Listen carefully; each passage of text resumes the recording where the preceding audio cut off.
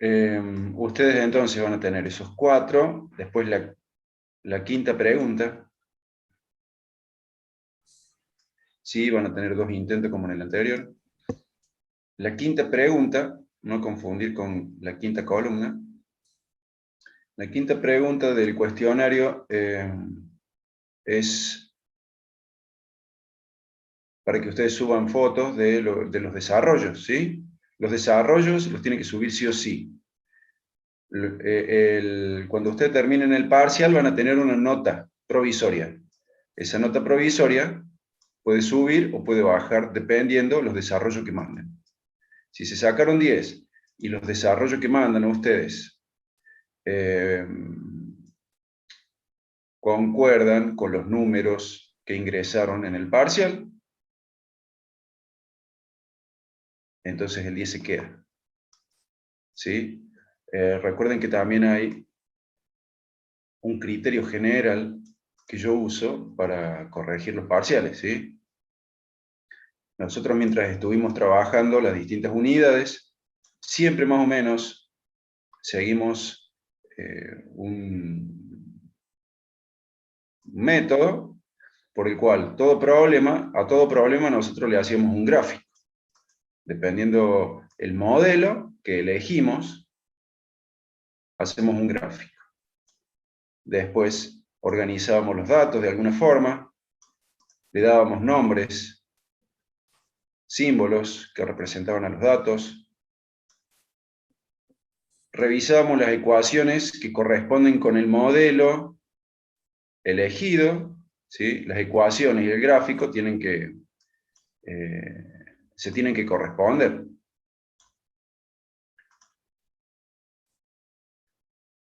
Marcamos la incógnita, marcábamos los datos necesarios, datos que no tenemos y que necesitamos calcular. Despejábamos la incógnita, primero despejamos algebraicamente, manipulando símbolos, no números, símbolos. Cuando tenemos la incógnita despejada, reemplazamos los datos con unidades, y por último utilizamos la calculadora, ¿sí? Eso es lo que yo reviso cuando veo sus parciales. Si el alumno sale del parcial con una nota provisoria de 0, pongamos por extremo, ¿sí? Yo voy a revisar las fotos que le envió y él va a ir sumando puntos de acuerdo a lo que haya hecho. Si él eligió un modelo para un problema y le hizo un gráfico, y el gráfico, en el gráfico él demuestra conocimiento, bien, le suma puntos. Si el gráfico tiene algún error conceptual, no le suma tanto, ¿sí? Yo voy a ver si ustedes organizan los datos, si ustedes hacen el planteo, si despejan la incógnita y después reemplazan los números, ¿sí? Si ustedes hacen todo eso y a pesar de eso el resultado no les dio, yo le voy a sumar algún puntaje a su problema, ¿sí? Los gráficos son lo que hemos visto mientras trabajábamos. Puede ser diagrama de cuerpo libre, si hay vectores tiene que haber vectores, ¿sí? Si el modelo físico elegido tiene vectores, tienen que estar los vectores dibujados, ¿sí? Si hay ángulos, en el caso de estática sobre todo, si hay diagrama de cuerpo libre, ¿sí? El diagrama de cuerpo libre lo usábamos en estática porque aplicábamos la segunda ley de Newton, también lo podríamos llegar a usar en la unidad 7 y 8. En la unidad 6 hay vectores porque hay movimiento, hay velocidades, ¿sí? En la unidad 6 hay situación inicial y situación final. Inmediatamente antes del choque, inmediatamente después del choque. Inmediatamente antes del impulso, inmediatamente después del impulso. Si es un problema de unidad 7 y 8 que le hacemos un modelo de energía, vas a tener una situación inicial y una situación final. Organización de los datos, ¿sí? Utilizar subíndices para y para distinguir los distintos símbolos, ¿sí? El planteo es cuando nosotros escribimos las ecuaciones que corresponden al modelo y ahí vamos revisando cuál es la incógnita, qué datos tenemos, despejar la incógnita manipulando símbolos, ¿sí? Una vez que despejaste la incógnita, reemplazas los datos, ¿sí? Reemplazar los símbolos por los números que correspondan. Y después usa la calculadora. La calculadora, vamos a tener la calculadora en degree, grados normales, cuando calculemos función seno o coseno o tangente en estática.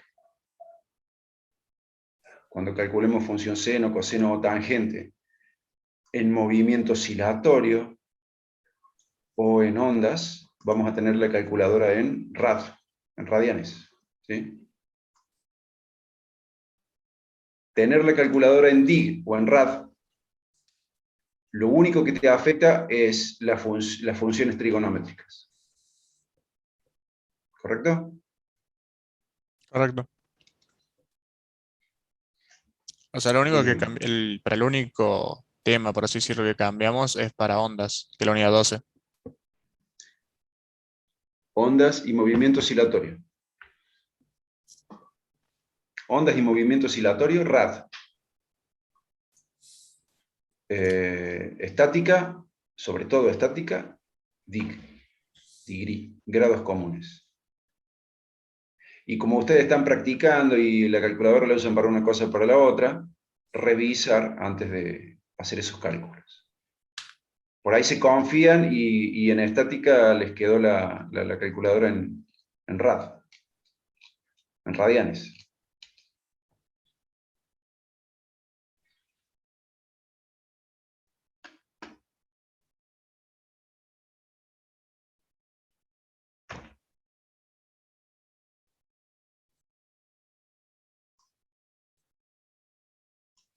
Repasemos las fechas, ¿sí?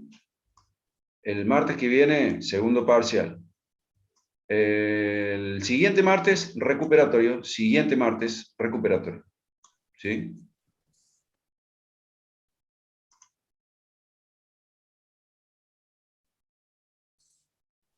Condiciones de regularización.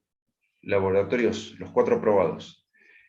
Según yo, he corregido todo lo que me han enviado y las notas están en autogestión. Si ustedes observan que en alguna parte me equivoqué, que hay algo que no corregí, que hay alguna nota que no subí, me lo informan por mail, por favor. He visto los trabajos de laboratorio 3 y 4, muy buenos trabajos. Felicitaciones.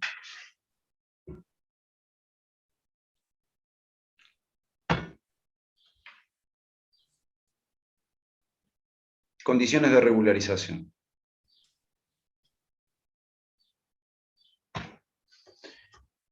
Empecemos por abajo. Si ustedes en el práctico ya aprobaron todos los laboratorios y en los 2 parciales tienen notas de 4 o de 5, esa condición de alumno es alumno regular.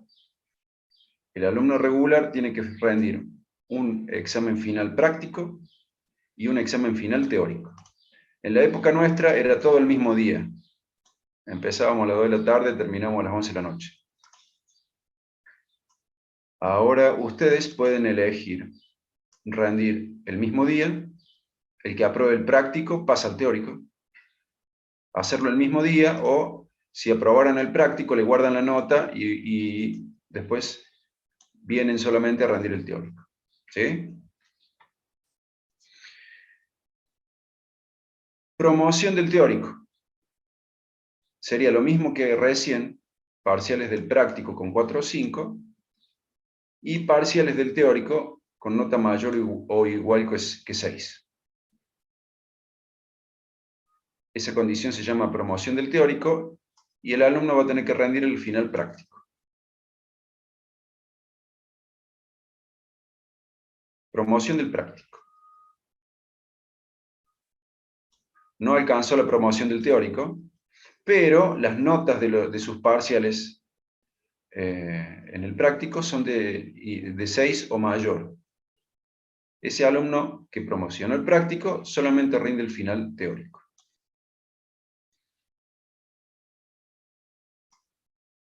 Y lo mejor de todo, aprobación directa. Tiene promocionado el práctico y tiene promocionado el teórico. No rinde final, pero se tiene que llegar, en un examen final se tienen que anotar igual para que les pongan la nota en el acta. Ahora, como estamos en la virtualidad, no se están firmando las libretas, pero a la nota hay que ponerla en acta, ¿sí? Para que después registren esa nota de materia aprobada en el sistema. ¿Estamos hasta acá?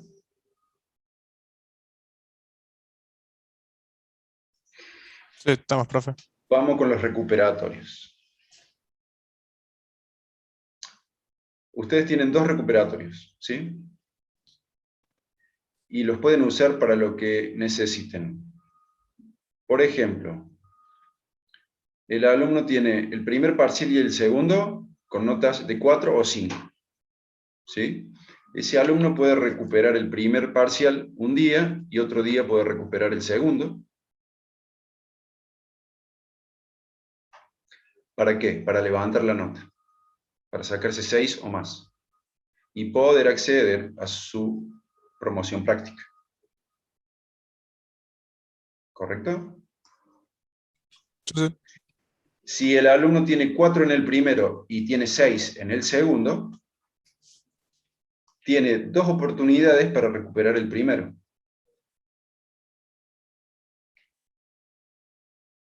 Tiene 2 oportunidades para recuperar el primero. Y levantar la nota y alcanzar la promoción. Lo mismo si tiene 6 en el primero y 4 en el segundo, ¿sí? Si en los parciales tienen notas de 3 o menor, pueden recuperar. Y si en el recuperatorio se sacan 6, y en el otro parcial también tienen 6, entonces van a promocionar. ¿Sí? Lo único que hay que tener en cuenta es que la nota del recuperatorio reemplaza a la nota anterior, ya sea más grande o más chica.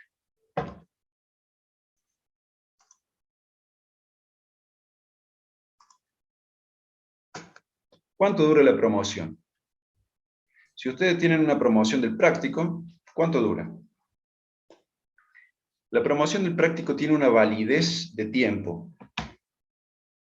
Tiene una validez de 2 ciclos lectivos.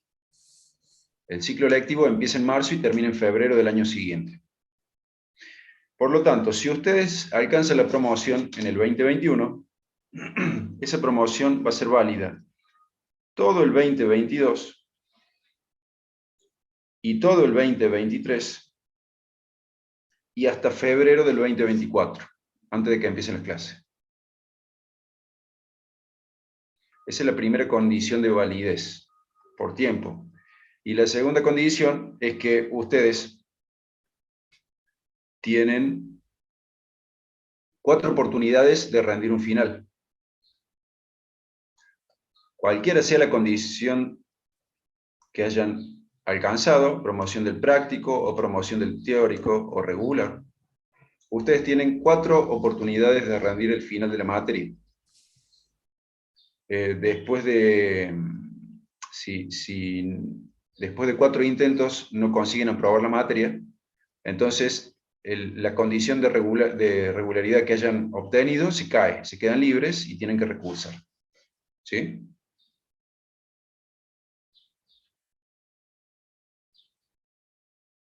Entonces, si ustedes alcanzan la condición de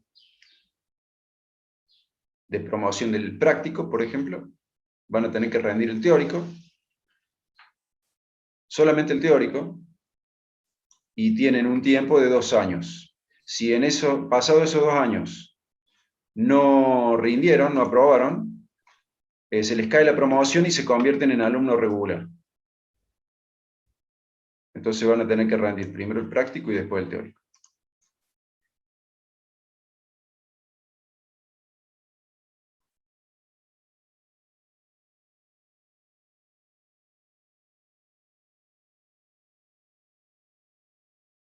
Acá alguien dice que cree, eso es importante. Yo creo que el profe del teórico nos dijo que no se podía promocionar solamente el teórico. Habría que ver. Habría que ver cómo fue, qué dijeron. Creo que el alumno está hablando de esto. Sí, creo que Lancioni lo dijo, pero igual le pregunto a él cualquier cosa. Claro. Creer no es lo mismo que estar seguro. Sí, sí, sí. Está bien. Quizás él se haya referido a esta parte, que si vos querés la promoción del teórico, tenés que cumplir con esto, parciales con 4 o 5, y los laboratorios aprobados. Quizás él se refería a esa parte. Pero sí, nosotros en los exámenes finales recibimos alumnos que vienen con el teórico promocionado y vienen solamente a rendir el práctico, ¿sí?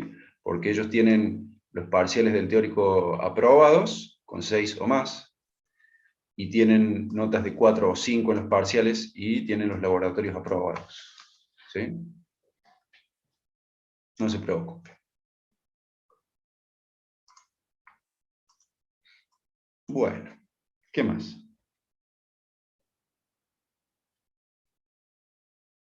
¿Qué más queremos saber? Bueno, y si ustedes son regulares, la regularidad les dura 4 años. La regularidad dura 4 años. Si en esos 4 años no consiguieron aprobar la materia, el alumno se queda libre y tiene que volver a cursar la materia.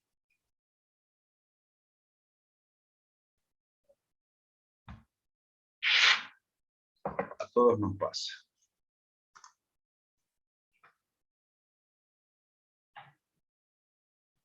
Sí, sí se puede, acá alguien pregunta si se puede recuperar 2 veces un mismo parcial. ¿Sí? Sí se puede.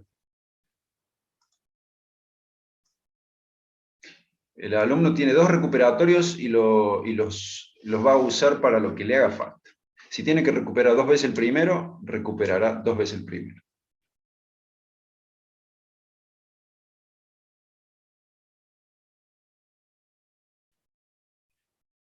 Acá alguien pregunta si van a tener 2 intentos. Sí, es la misma, el parcial va a tener la misma modalidad que el primero.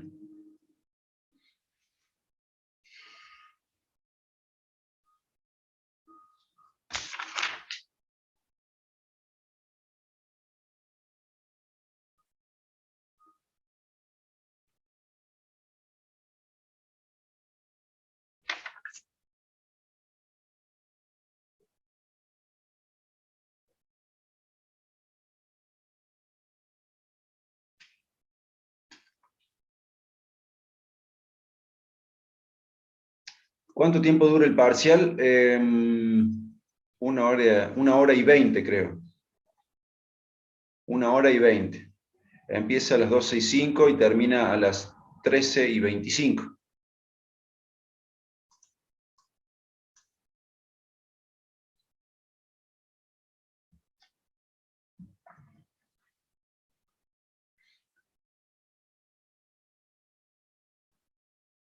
¿Tenemos preguntas o dudas o cosas que quieran repasar? Porque si nadie tiene, yo tengo.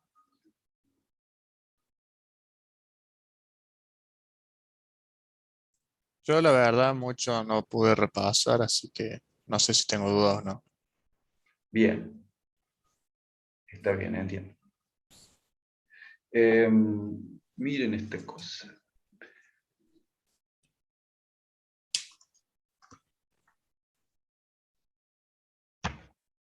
Simulador de onda en cuerda.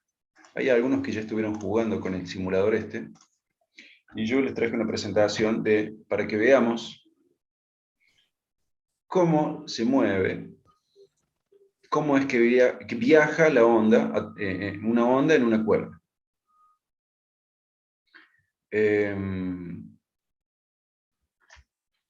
Nosotros tenemos acá una cuerda perfectamente horizontal, infinita.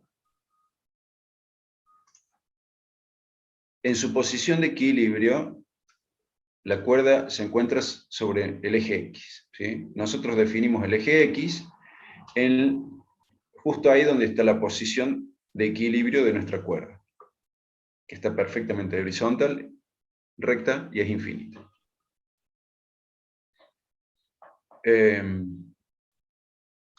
Yo acá puse una regla vertical porque quiero que veamos qué le pasa a esta parte de la cuerda. ¿Sí? Quiero que prestemos atención a esa parte de la cuerda.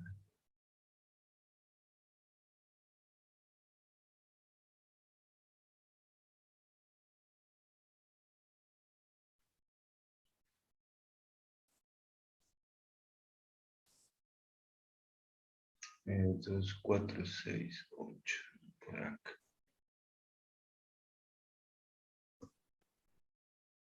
Nosotros nos vamos a concentrar ahí. 2, 4, 6, 8.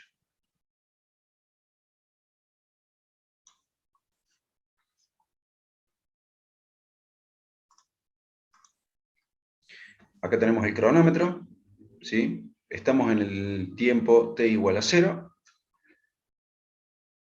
Esta máquina que tenemos acá lo que hace es producir un movimiento oscilatorio que da origen a una onda que va a viajar a través de la cuerda, ¿sí?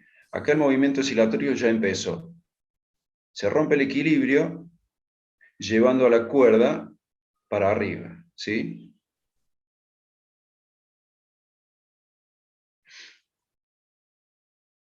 Esta máquina que produce el movimiento oscilatorio se encuentra en el x igual a 0. Y hacia la derecha los x van aumentando. Hacia la derecha están los x positivos. Observen que este movimiento que realizó la máquina, este movimiento de levantar la cuerda, correr a la cuerda de su posición de equilibrio, este movimiento no se establece instantáneamente a todo lo largo de la cuerda. En su lugar lo que hace es viajar, ese estímulo viaja a través de la cuerda. En algún momento va a llegar a cada posición sobre la cuerda, pero le va a llevar un tiempo. ¿Por qué? Porque la onda viaja, tiene una velocidad determinada. Entonces le va a llevar tiempo a cada estímulo llegar a cada posición de la cuerda. La onda sigue, esta máquina sigue progresando en su movimiento armónico simple y la onda empieza a viajar, ¿sí? Todavía no llegó al punto en que yo quiero que observemos. Todavía no llega. Nuestro punto de control está todavía en su posición de equilibrio. Todavía no se enteró de que hay un loco acá moviendo la soga, ¿sí? Ahora sí, la onda pasa a través de nuestro punto de control, desviando a esa parte de la soga para arriba.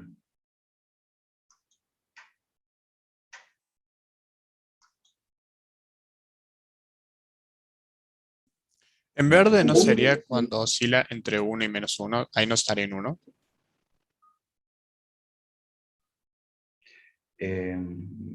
Si la parte verde estaría en 1, Claro, porque tengo entendido que el movimiento oscilatorio entre los valores de 1 a -1. Bien, Ahí está bien, ¿no? lo que usted dice es parcialmente correcto, porque sería entre más y menos amplitud, que no necesariamente es más y menos 1. ¿Me explicó? Ah, entiendo, sí. Nosotros podríamos medir con la regla vertical, ¿sí? Y tendríamos que medir que la amplitud es aproximadamente 0,75 centímetros, como dice acá. ¿Sí? Entiendo. Bien. Sigue progresando la onda, nuestro punto de control ahora va bajando. El origen está mucho más abajo, ya casi llegando a la menos amplitud, pero nuestro punto de control se entera un ratito después.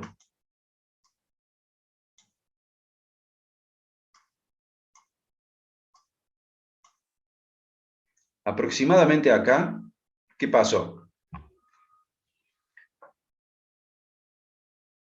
El movimiento oscilatorio que le da origen a la onda ha cumplido un ciclo entero.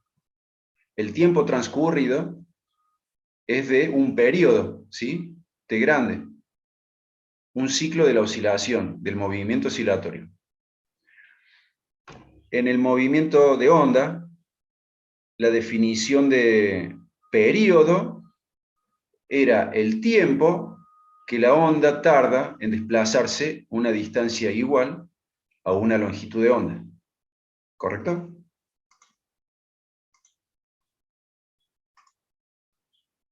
La definición de periodo en el movimiento oscilatorio es una definición. En el movimiento de ondas es otra definición. Pero lo que yo les quiero mostrar es que las definiciones en sí son equivalentes. Porque en el tiempo que el movimiento oscilatorio cumplió un periodo, la onda, ¿qué distancia se ha desplazado? 4 centímetros. Sí, y esa distancia eh,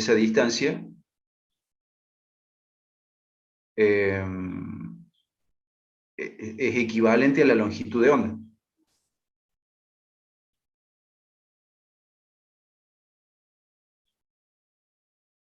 ¿Sí? O sea, sería de que la distancia, o sea, que tarda en hacer un intervalo completo es la longitud de onda. Es igual a la longitud de onda. ¿Algo así, serio? Algo así. La definición de periodo de una onda, ¿sí? Es un tiempo. El tiempo que la onda tarda en desplazarse una distancia igual a una longitud de onda. ¿Sí? Sí. Acá nosotros vemos que desde que empezó la onda se ha desplazado una distancia y esa distancia es igual a una longitud de onda. Ven que hay un ciclo completo de la onda. ¿Sí? A ver, vamos a ver otra cosa. Por acá.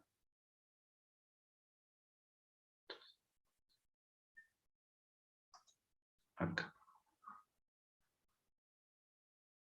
Fíjense acá cómo definíamos nosotros la longitud de onda. La distancia entre dos picos o dos valles. ¿De acuerdo? Así nosotros medíamos la longitud de onda de la onda sinusoidal. Es hasta que vuelve a generarse, digamos. Claro. Hasta que Y se lo que yo vuelve a les quiero repetir. decir, es que la longitud de onda, ¿sí? También se puede medir entre este cero, en la onda azul, y este otro cero. ¿Sí? La distancia que hay entre este cero y este cero es una longitud de onda. ¿Se entiende? Queda más cómodo medir la longitud de onda entre dos valles o 2 picos. ¿Sí? Ahí queda más cómodo medirlo. Pero si medimos entre este 0 y este otro 0, la distancia va a ser igual a una longitud de onda. ¿Correcto? Si eso está correcto, entonces podríamos estar de acuerdo en que en el tiempo en el que el movimiento oscilatorio cumplió un ciclo, o sea, en un periodo, la onda se desplazó una longitud de onda. ¿Lo ven?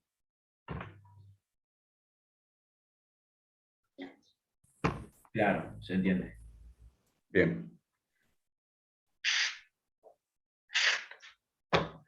La onda va a seguir progresando, viajando, ¿sí? Este punto todavía no se enteró, pero ya le va a llegar.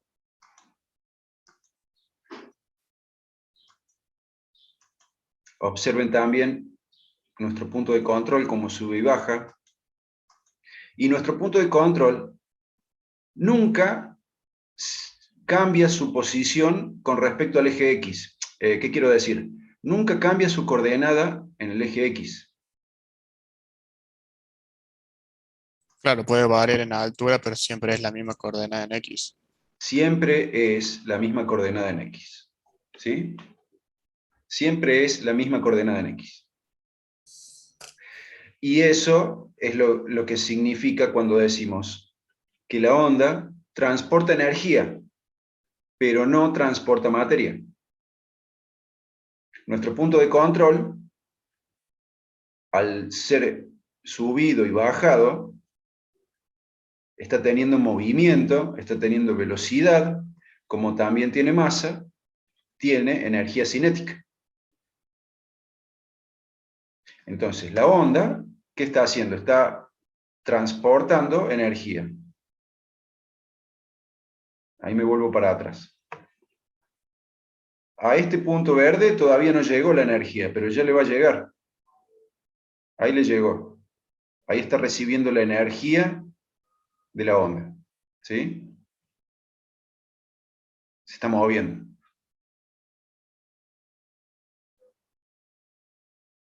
¿De acuerdo? Entonces, lo que a mí me gustaría hacer es, ya que tenemos esta onda, sacarle una foto. Le sacamos una foto para este instante de tiempo. 1,02 segundos. Ahí podemos medir la longitud de onda. ¿Sí? Ahí tenemos una longitud de onda. ¿Cuánto mide la longitud de onda? La regla horizontal está en centímetros. Cada uno de estos números, cada una de estas divisiones, las divisiones grandes, son 1 centímetro. Adentro hay 5 subdivisiones que valen 0,2 centímetros. ¿Sí? Entonces, si acá yo estoy marcando en el 2,2 y acá yo estoy marcando en el 6,4, Claro, serán 4 centímetros. 4,2 sería la longitud de onda. 4,2. Muy bien. ¿Qué más sabemos? Sabemos la frecuencia, sabemos la amplitud,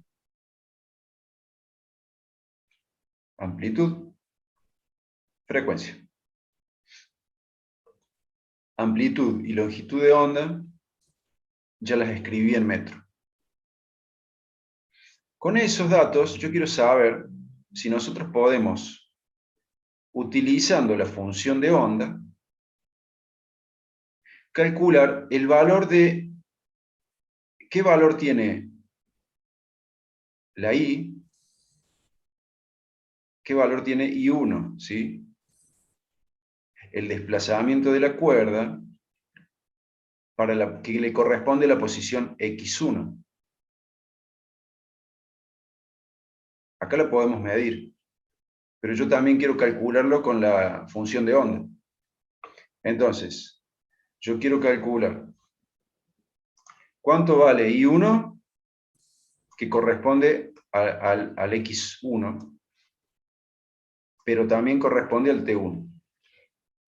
Y además quiero calcular el I2, que le corresponde al X2. ¿Sí? Estamos hablando de esta parte de la cuerda. ¿Cuál es el desplazamiento de esa parte de la cuerda en este instante de tiempo? ¿Sí? Lo podemos medir. El eje X está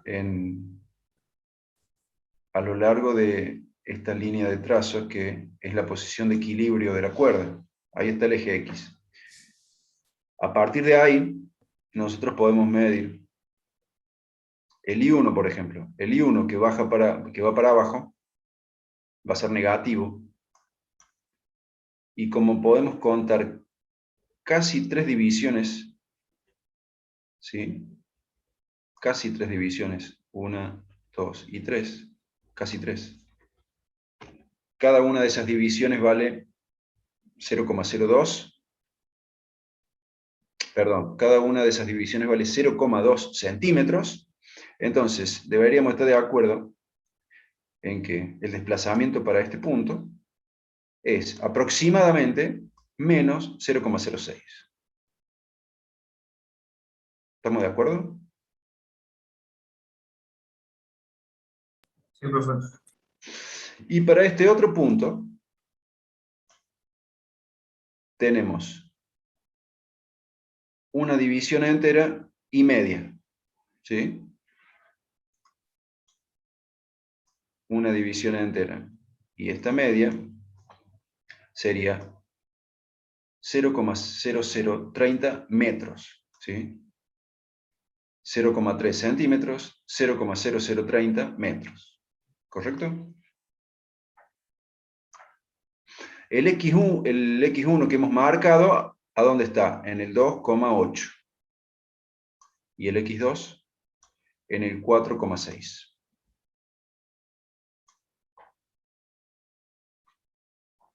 Entonces, con esos datos, X1, X2, T1, el I1 que lo podemos medir, ya lo medimos, el I2 que ya lo medimos, nosotros vamos a calcular, utilizando la función de onda, vamos a calcular los desplazamientos, ¿sí? También quiero que calculemos la velocidad con la que se desplaza la onda, ¿sí?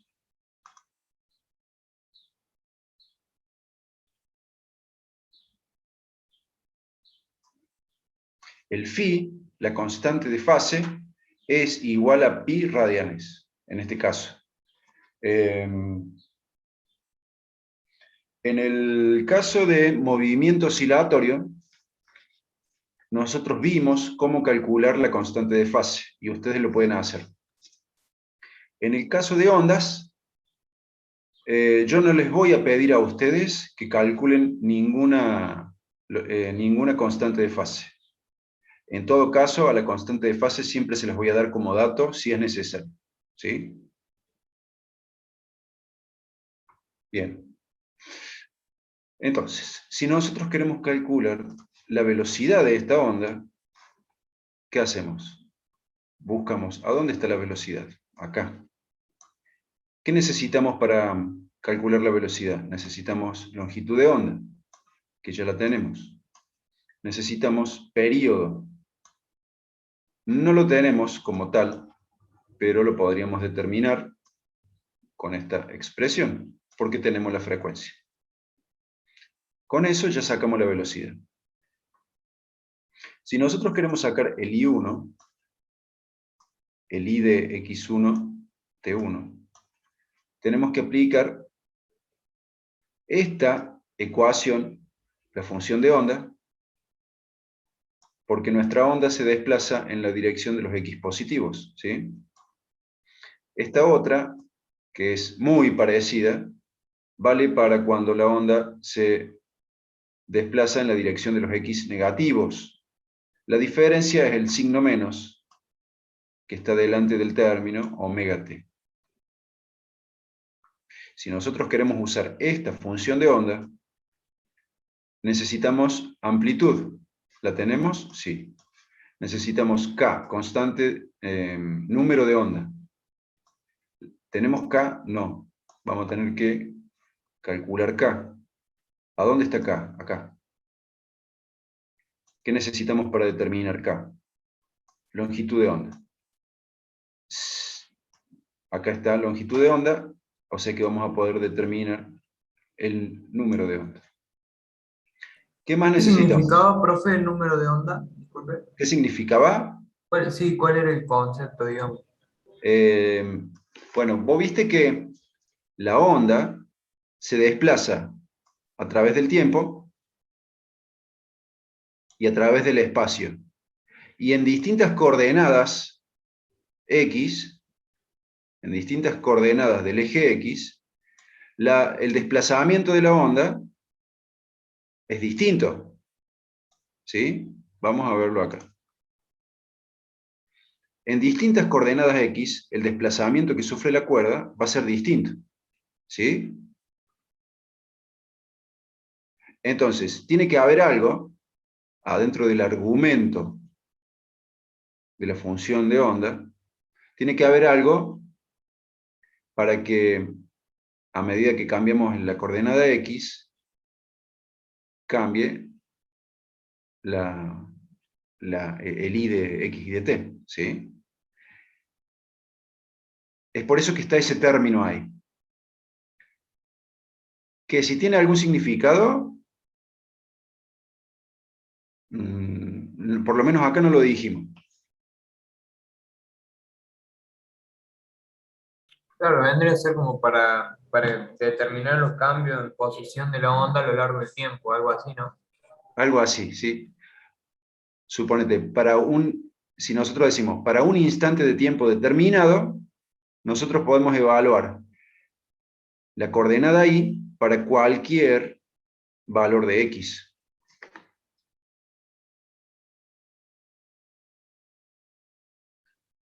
¿Sí? Cambiando el valor de x, nosotros sabemos que el valor de y tiene que cambiar. Sería algo así como la frecuencia angular, el omega, pero que va en el término de la x.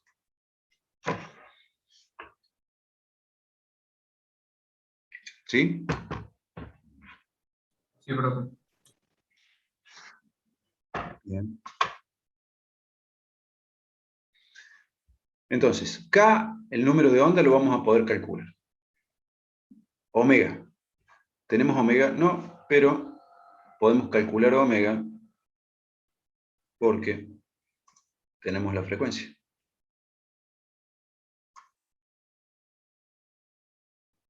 Y eso sería todo. Entonces, vamos a empezar ¿por dónde? Vamos a empezar por K.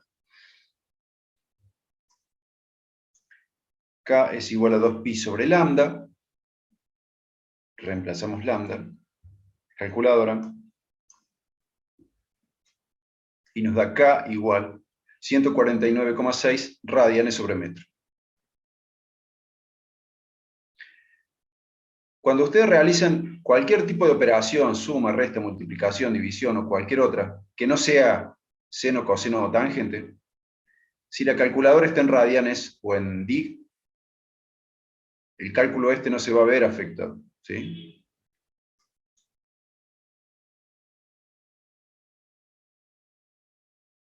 Bien, ya tenemos K. Vamos con omega. Omega es igual a 2pi por f, o también, 2pi por f, claro. 2pi por f. Reemplazamos la frecuencia, 1,5 Hz, y nos da una frecuencia angular de 9,425 radianes sobre segundo. Velocidad. lo que hicimos acá fue despejar la velocidad. Esta t que estaba multiplicando, la pasamos dividiendo. Ahí ya quedó despejada la velocidad. Y no vamos a calcular t porque podemos reemplazar simplemente t por su equivalente, que es f. ¿Sí? Así como está 1 sobre t, lo podemos reemplazar por f. ¿De acuerdo? Entonces ahí multiplica. Exactamente. Entonces nos queda velocidad igual longitud de onda por frecuencia. Reemplazamos valores, longitud de onda, frecuencia, y ahí tenemos la velocidad, 0,063 metros sobre segundo.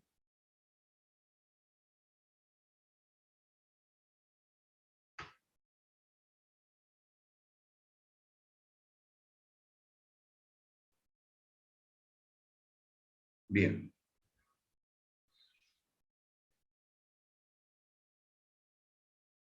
Ahora vamos a determinar el I1, el valor de I que corresponde para X1 y T1.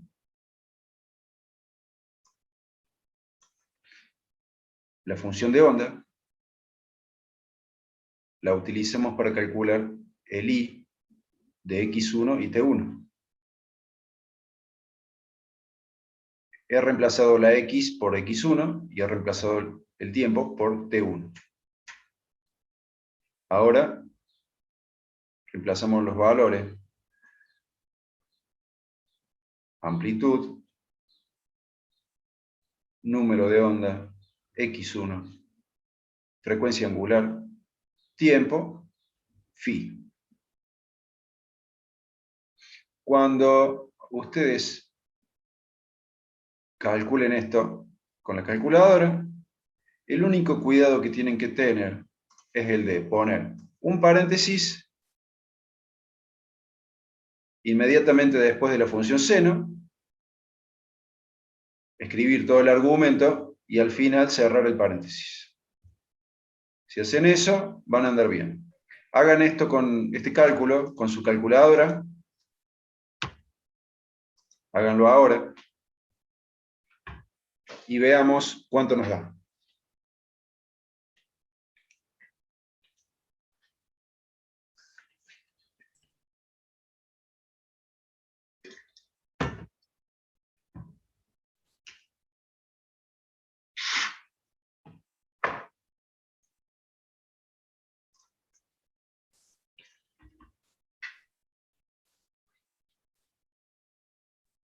A ver, creo que puse algo mal porque me da menos 6,49. Bueno, repasamos. Recuerden que la calculadora tiene que estar en En Sí, la tengo en radianes. radianes. A mí Bien, me da lo mismo, bro. 6,49. Menos 6,49. bien, revisen.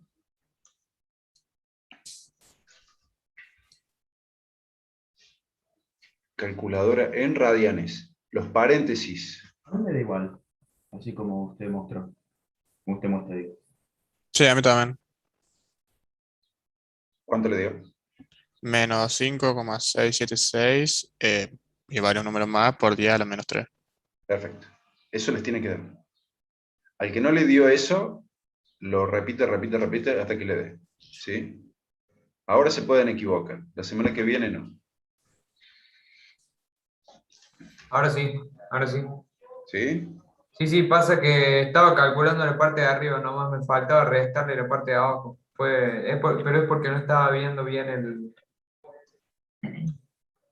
Bien. Entiendo. ¿Sí? Si ustedes usan un paréntesis inmediatamente después de la función seno y un paréntesis cerrado, al final van a andar bien. ¿Sí? Este número que nos dio por 10 a la menos 3 metros,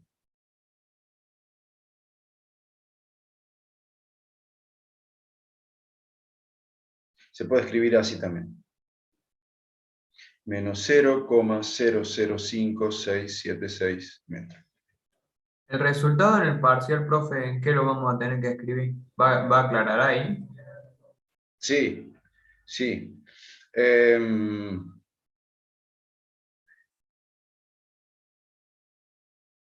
Yo les voy a decir en qué lo tienen que escribir. Por ahí, supónete, ¿cuáles son los recursos que usamos nosotros como profesores al momento de hacer los exámenes?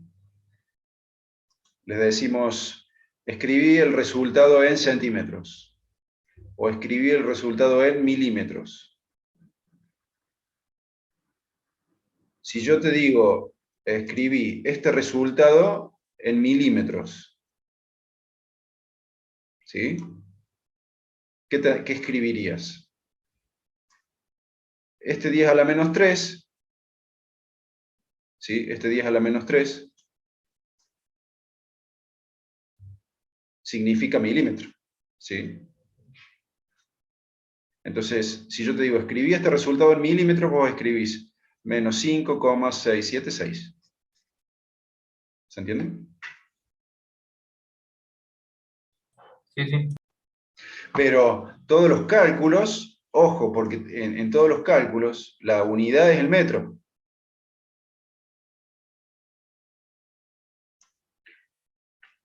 Mientras van calculando, las distancias se miden en metro.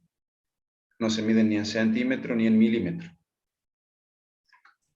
Después yo te puedo hacer una diferencia en de qué manera vas a escribir el resultado. Yo por lo general, ¿qué hago?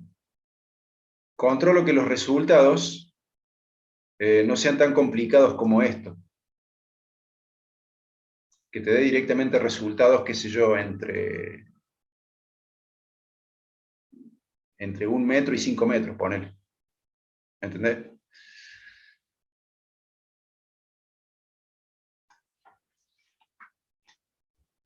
Números que no tengan por 10 a la 3. Trato de evitar los resultados con números mucho menores que 1.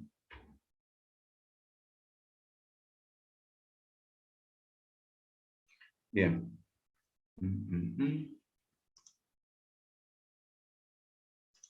Ya tenemos el I para X1, T1. Vamos con el otro. Vamos con el I2 para X2 y T1. Acá en el copiar y pegar, me olvidé de cambiar acá que tengo que poner, acá tengo que poner X2, y acá también, X2. T1 sigue siendo T1, porque es el mismo instante de tiempo. Acá sí lo cambio, mira. X2.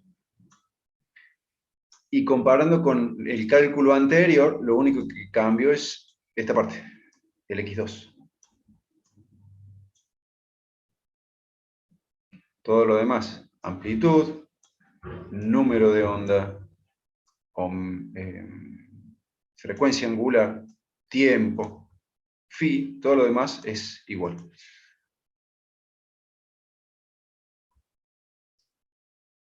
Hagan eso con la calculadora, a ver cuánto les da.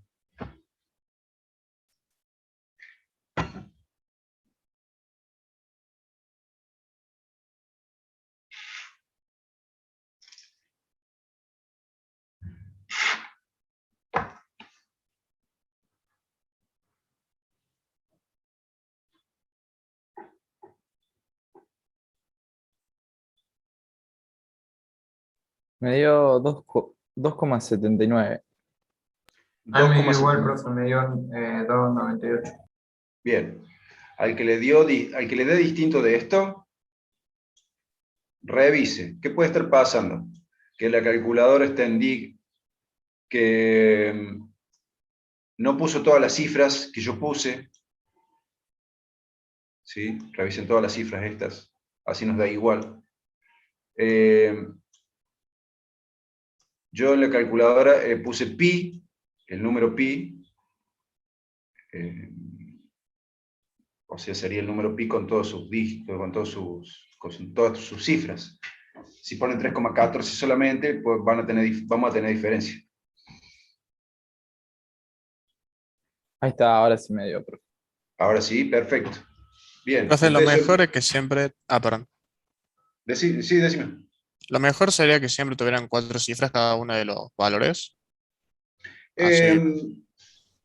Eh, bueno, viste que en el parcial que ustedes rinden, los números que ustedes escriben van a ser considerados bien o mal dentro de un rango de tolerancia, ¿sí?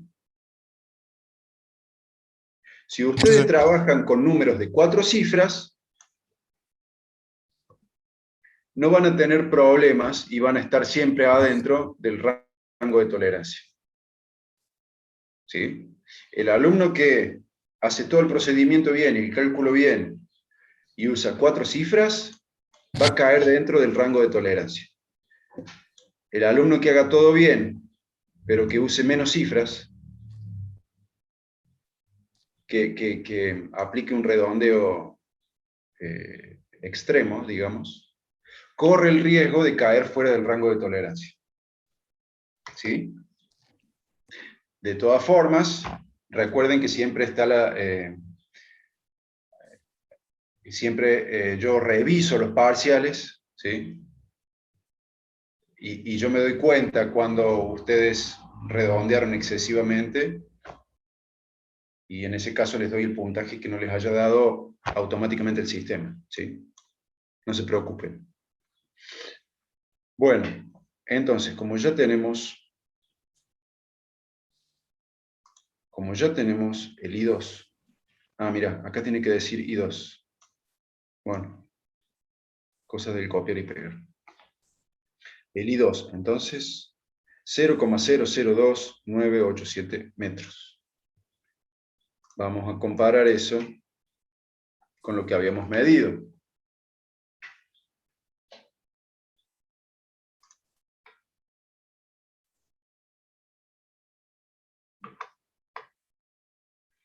I1, nosotros medimos aproximadamente menos 0,006.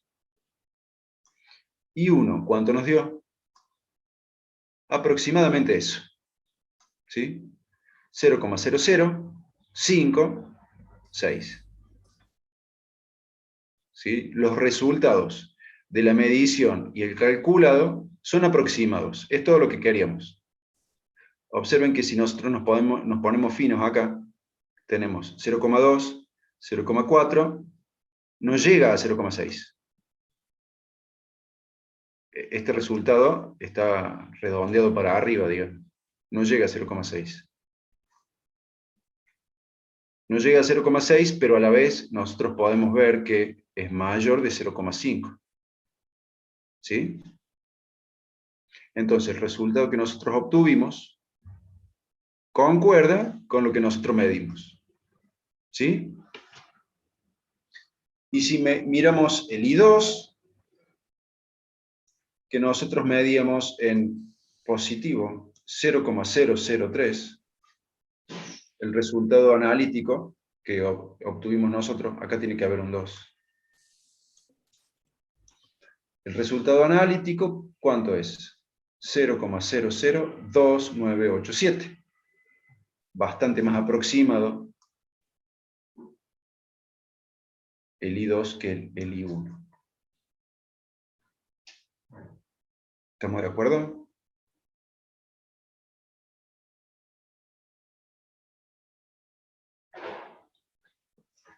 Sí, perfecto. Bueno. Muy bien.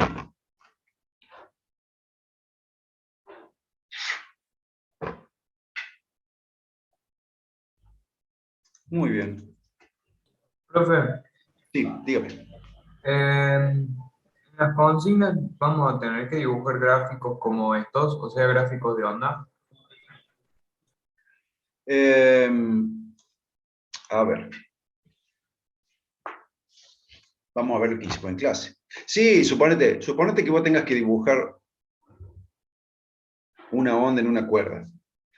Lo haces a mano alzada, más o menos. ¿Qué me importa a mí? Digamos, si tenés que marcar una longitud de onda, La que la marque representación, digamos. más o menos bien, sí. Sí, sí. No, sea consistente. sí, sí, sí. Que los símbolos estén bien ubicados. Que, qué sé yo, que esté el vector de velocidad para dónde va. ¿Sí? Son pocos detalles que nosotros los hemos ido viendo en los distintos, en las distintas unidades. Vamos a ver. ¿Qué dibujitos había en la unidad 12?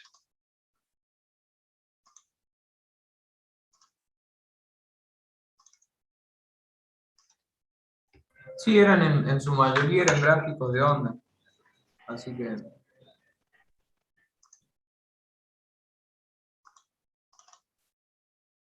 Algo así.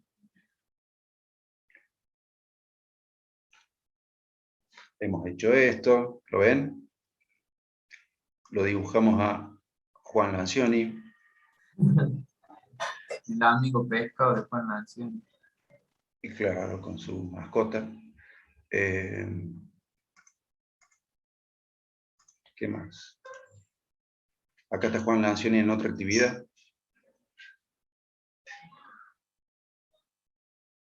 Onditas. ¿Ves? Esto es lo que yo te decía. Las distancias que estén marcadas más o menos. Esto se puede hacer mano alzada, perfectamente. Que estén bien acotadas las distancias. O digamos que, ¿cómo es? Los símbolos, esto es longitud de onda, y está medido entre dos crestas, ¿sí? Ahí, digamos, nosotros podríamos marcar entre dos picos o entre dos puntos donde la recta toque, donde la onda toque la recta horizontal, ¿verdad? Sí, sí. Siempre lo más fácil te va a resultar entre dos picos o entre dos valles. Pero también lo podés marcar entre este cero, digamos, y este otro.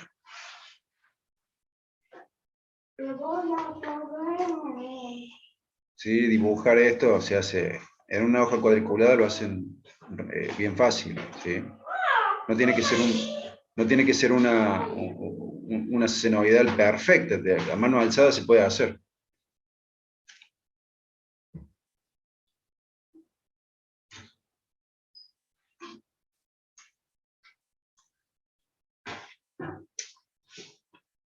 ¿Qué hay acá?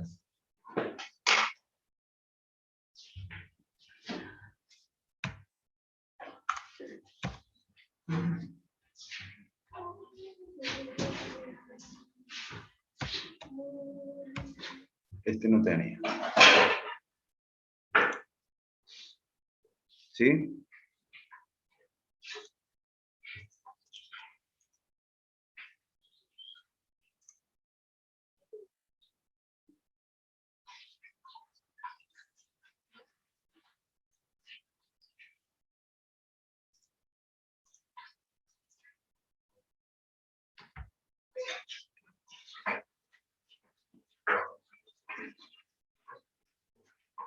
¿Tienen alguna otra consulta?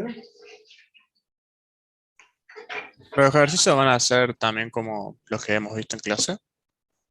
Sí, sí, sí, sí. Como lo que vimos en clase.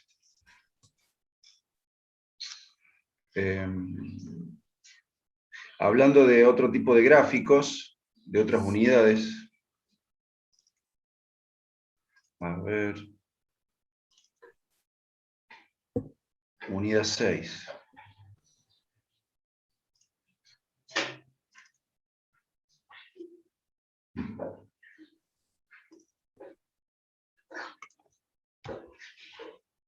Acá tenemos uno de impulso, ¿sí? Los vectores. Acá M está recibiendo un impulso. Es una fuerza aplicada durante un breve intervalo de tiempo, ¿sí? Las velocidades, acá tenemos inmediatamente antes del impulso, qué velocidad tenía, es un vector apuntando hacia arriba o hacia abajo. Inmediatamente después del impulso.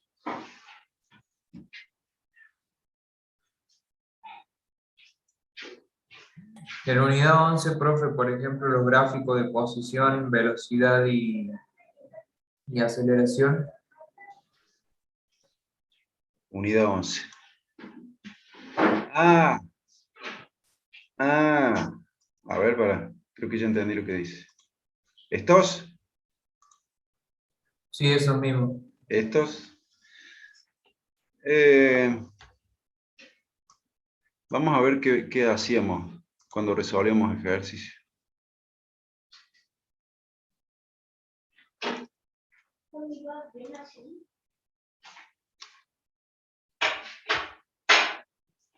Mira, sistema masa-resorte, velocidad inicial. Al final nosotros creo que para verificar lo que habíamos hecho, mirábamos un poco sobre estos gráficos, ¿sí? Para que varíe de la forma que tenía que variar, digamos. Claro, para verificar los resultados. No. Sí, no, tanta complejidad no te voy a andar exigiendo.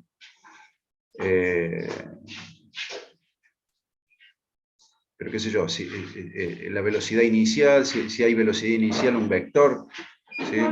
Ejes, el movimiento, me interesa más, suponete, me interesa más del movimiento armónico simple,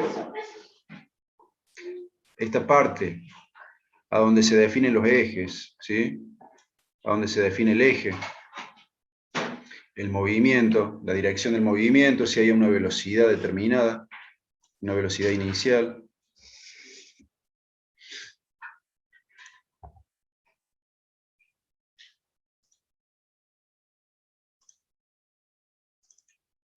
Este otro, que es un sistema masa-resorte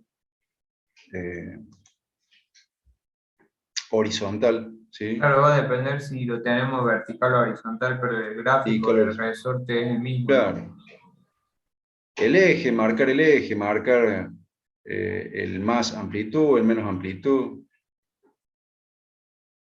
los vectores, ¿sí? Si tenés una posición inicial, si tenés una velocidad inicial.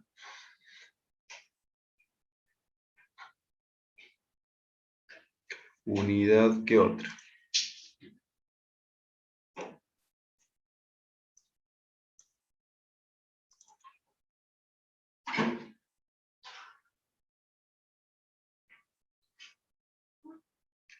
Unidad 7 y 8. Unidad 7 y 8. Acá podía pasar que te pregunten por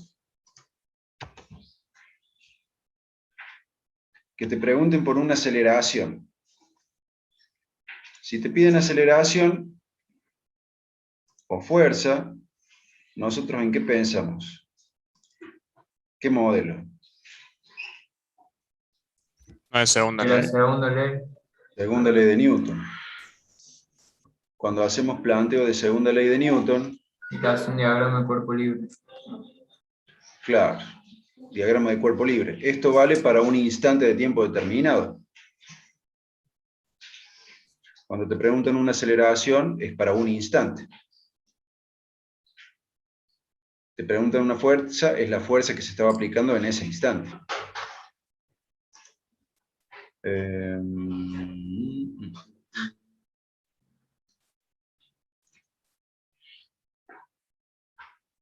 Acá hay otro. Aceleración, tensiones. Esto es segunda ley de Newton. Cuando el sistema consta de distintos objetos, vas a tener un diagrama de cuerpo libre para cada componente del sistema. Y cada diagrama de cuerpo libre va a tener sus vectores de fuerza y su segunda ley de Newton, si es traslacional o si es rotacional.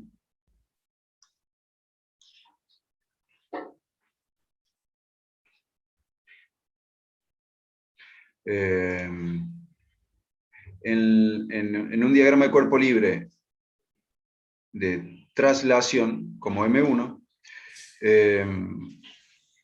nosotros hacemos sumatoria de fuerzas. En un diagrama de cuerpo libre de algo que está en rotación, nosotros hacemos sumatoria de torque. El torque menciona la fuerza, pero no solamente la fuerza. También menciona la distancia que hay entre el punto donde se aplica la fuerza y el punto donde está el eje de rotación. Entonces hablamos de torque. ¿Sí?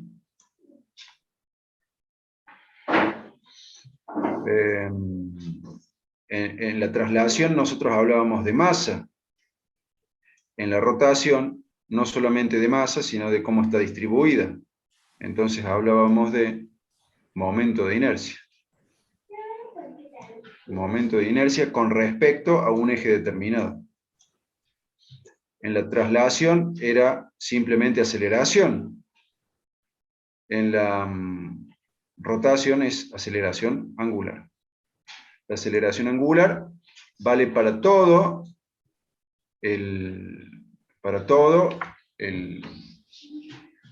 para cualquier punto del objeto que esté en rotación. Después, si nosotros sabemos la distancia que hay entre el eje de rotación y un punto determinado, podemos calcular la velocidad tangencial en ese punto.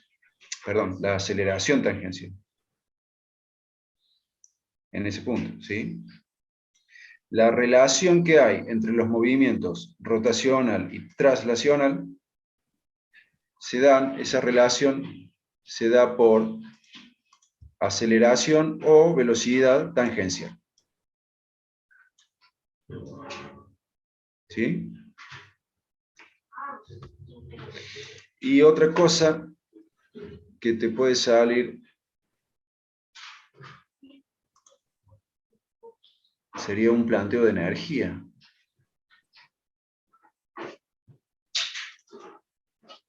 Como este. Si te preguntan velocidad, hacemos un planteo de energía. O cinemática o energía. Acá sería el momento cinético, no. Bueno, el equivalente de la energía cinética en el movimiento rotacional sería. Claro. Acá vos vas a tener, suponete, M1 va a tener energía cinética traslacional. M2 y M3 van a tener energía cinética rotacional. ¿Sí? Hay dos instantes de tiempo, el A y el B, ¿sí? Miren cómo organizábamos las cantidades que valen para el instante A y que en el instante B cambian. ¿Sí? ¿Quiénes pueden cambiar? Pueden cambiar las velocidades angulares, puede cambiar una altura. Acá también puede pasar como esos ejercicios, bueno, en este sí, justamente donde la velocidad tangencial de los tres es la misma, por la cuerda, ¿no? Claro, exactamente. Mira, en el instante final, M1 va a tener una velocidad traslacional. M2 va a tener una velocidad angular. M3 va a tener una velocidad angular. Las velocidades angulares de 2 y 3 no son iguales. Pero las tres velocidades están relacionadas por una velocidad tangencial, ¿sí? La velocidad tangencial de M3 va a ser igual a la velocidad tangencial de M2. ¿En qué punto? En el punto donde pasa la soga, ¿sí? Y esas dos velocidades tangenciales van a ser iguales ¿a quién? A esta velocidad traslacional.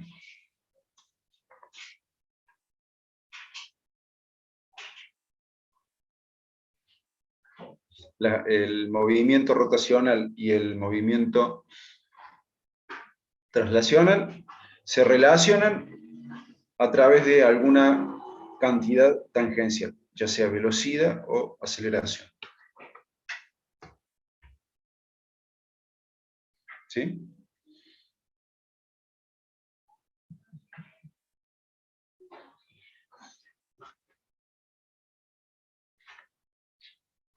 Y yo diría casi, y bueno, otra cosa que vamos a mirar ahora es estática. ¿Qué hacíamos en estática?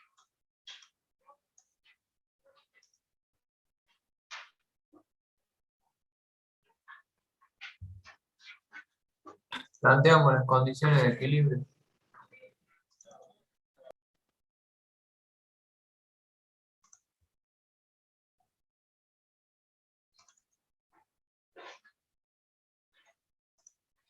Las condiciones de equilibrio. Sí, señor. Estoy buscando uno. Dos, ya lo vi.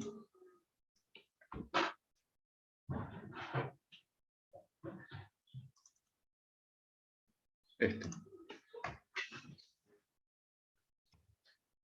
Nosotros, en estática, íbamos a tener un objeto en equilibrio estático. Lo tenemos que identificar. ¿Cuál es el objeto al cual le vamos a hacer un modelo de equilibrio estático? ¿Sí? Acá tenemos dos candidatos, la barra horizontal y la pesa que cuelga. Pero si nosotros hacemos el modelo para la pesa que cuelga, no nos va a ayudar de mucho. Hacemos el modelo, elegimos la barra. A la barra le vamos a hacer el modelo de equilibrio estático. Muy bien. Hacemos un diagrama de cuerpo libre de la barra sola. Dibujamos sobre la barra todas las fuerzas que se aplican sobre la barra. ¿Sí? Cuando dibujamos esos vectores,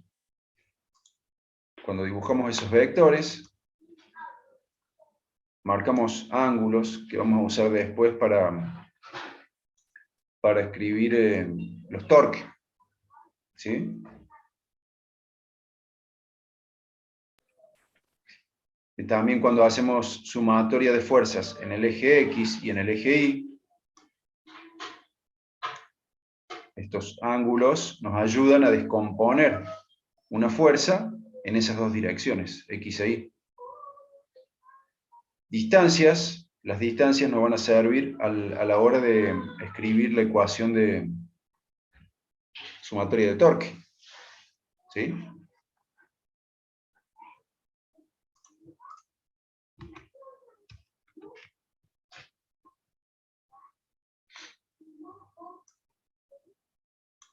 Acá tenemos las condiciones de equilibrio. La sumatoria de fuerzas tiene que ser igual a 0.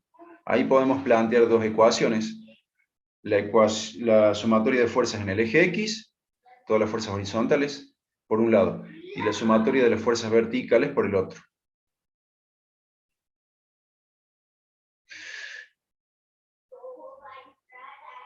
Y después tenemos la sumatoria de torque. Alrededor de cualquier punto tiene que ser igual a 0. Eso nos daba la libertad de elegir cualquier punto, y lo elegimos estratégicamente para eliminar incógnitas. Acá se eligió el punto K. Si nosotros hacemos la sumatoria de torque alrededor del punto K, hay fuerzas que no van a aparecer. Por ejemplo, T no va a aparecer porque se aplica en el punto K. No hace torque alrededor del punto K. RPX, su recta de acción pasa por el punto K. Por lo tanto, tampoco hace torque alrededor del punto K. ¿Quiénes sí hacen torque? RPI, F1. ¿Sí? Y ahí tenemos el torque. de RPI alrededor de K y el torque de F1 alrededor de K. Una vez que nosotros hemos planteado la ecuación de torque, entonces ya sabemos qué distancias nos interesa saber, las distancias medidas a partir del punto K, y qué ángulos, ¿sí? Con esos vectores de distancia tenemos que hacer ángulos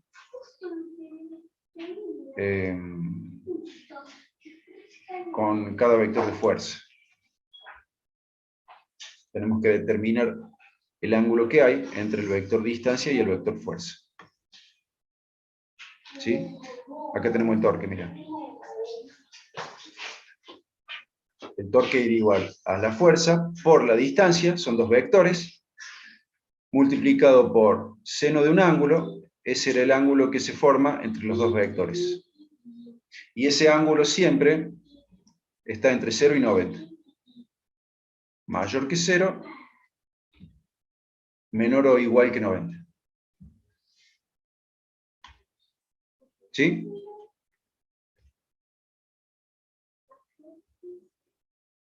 Sí, profe.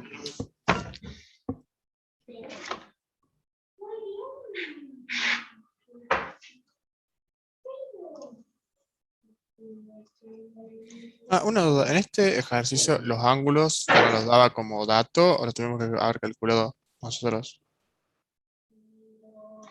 En este particularmente, Por ejemplo, en alfa 2.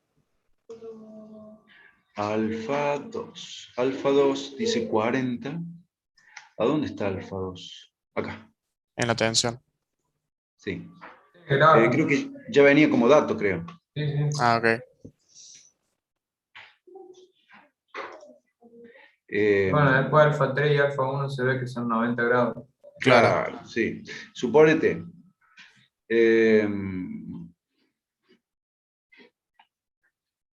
En estática habíamos visto algunos que eran que tenían mucho trabajo de geometría, ¿sí? Claro. Bueno, a mí no me interesa complicarles la vida a ustedes con mucho trabajo de geometría. Me interesa más ver cómo plantean las ecuaciones de sumatoria de fuerza, sumatoria de torque. Me interesa saber... Claro, como el ejercicio 8 ese tenía muchísima geometría. A ver si lo encuentro. Era el de, ¿cómo es? Una esfera. Sí, el de la esfera que se sostenía mediante dos planos inclinados. Este. Ese mismo. Acá cuando hay mucho trabajo de geometría, si bien se puede hacer, no me interesa a mí. Más me interesa sí que ustedes puedan hacer, aislar un objeto determinado, hacerle un diagrama de cuerpo libre, dibujar sobre ese objeto las fuerzas que se están aplicando, ¿sí? Y no complicar tanto con el tema de ángulos. A lo sumo, lo que te puede llegar a salir es determinar ángulos dentro de un triángulo rectángulo, o ángulos dentro de un triángulo, ¿sí? Sí, sí. Yo entiendo. Por ahí, a ver, acá hay un ejemplo que creo que es claro.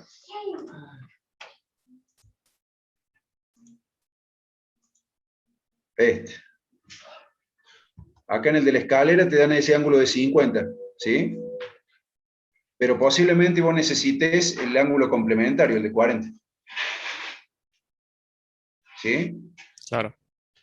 No sé si es complementario o suplementario. Que vos lo podés determinar fácilmente, porque ese que se forma con la horizontal y este se forma con la vertical, ¿sí? Claro, de todas formas, alfa 1 no era 40 también, que va hacia abajo el peso. Sí, pero Claro. justamente nos sirvió para determinar alfa 1, porque no lo dan como Claro, dato. por eso. Claro. ¿Ves? Para determinar ángulos, esto va a ser la complejidad máxima. determinar ángulos dentro de triángulos rectángulos o ángulos entre dos rectas perpendiculares, como en este caso, la horizontal y la vertical.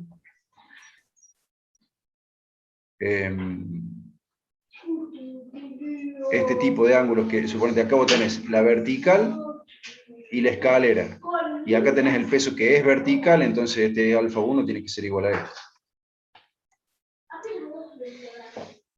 Y esa sería la complejidad máxima. ¿Sí? Ya entiendo. Bueno. Ya estaremos sobre la hora. No los quiero demorar más. Los dejo liberados. No queda más que desearles suerte. Si tienen algunas dudas o consultas, hasta el... no sé hasta cuándo. Pueden escribir por mail.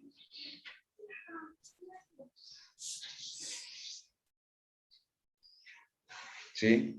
Hasta el domingo a las 23:59 pueden escribir por mail consultando. El lunes ya no. Bueno, profe, Ya, gracias. sí, 12 es mucho. ¿Sí? Bueno, Ok, profe. Nos vemos. gracias.